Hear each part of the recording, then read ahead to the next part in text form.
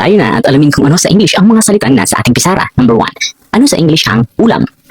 Ang ulam ay tinatawag sa English na dish or viand. Dish or viand. Number 2. Sangkap.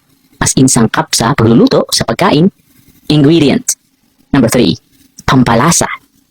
Ang mga pampalasa ay tinatawag sa English na spices or spice. Spices or spice. Pwede rin seasoning or flavoring. Number 4. Panghimagas. Ito yung kinakain kapag tapos na tayong kumain ng main dish. Dessert. Number 5. Pampagana. Sa pagkain ha. Appetizer. Number 6. Pamutat.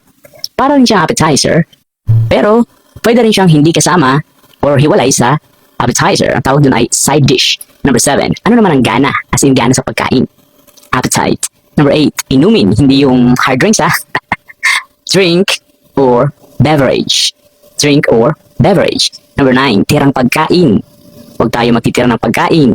Leftover food o kaya tinatawag na leavings. Ano naman ang number 10, which is handa.